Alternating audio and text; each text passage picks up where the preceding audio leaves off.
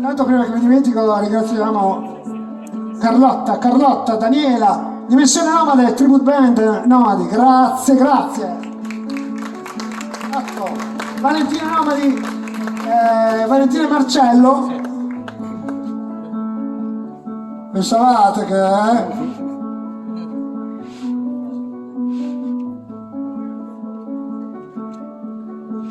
Dimentica i giorni dell'oscurità.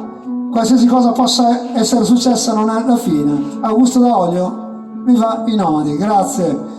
Vincenzo, Sonia, Lara e Maria, grazie. Campobasso. Rogliano saluta i Nomadi, Antonio presente, detto commissario. Sei bravo. Giralo! Grazie. Non ho parole, cioè no. Non si vede, dai. Ma lui c'è sempre la faccia innocente, ispira tenerezza. Ecco, vedi che Beppe te l'ha data la tenerezza. Pace, amore, libertà, Sud Valeriano, Loreto Prutino, Pescara. I Nomadi di Bucchianico. Grazie.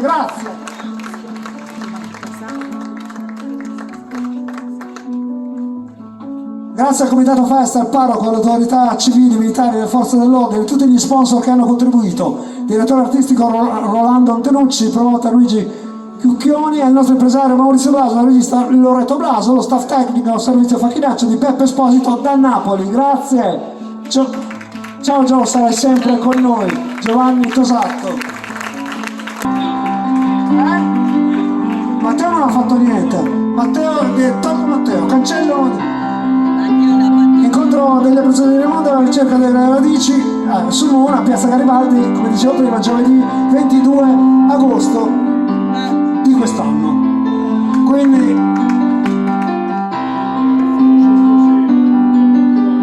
va bene, vieni Sergio! Ma lui è ancora là in acqua che se la nuota con i branzini. Guarda che non sembra mica un sirenetto. Sì. Signore e signorine, Sergio Reggioni, Massimo Vecchi, Giancarlo Iuri Gilloni, Cico Falzone, Turintu, Domenico Dalli Inquaggiato, il signor Mastro Beppe Carletti, Augusto D'Olio e tante belle. Per voi tutti ragazzi, grazie per il cuore, veramente. Grazie.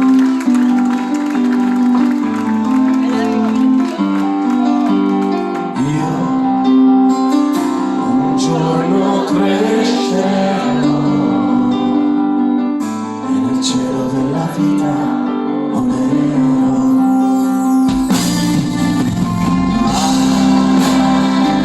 Un bimbo che sta sempre azzurro non può essere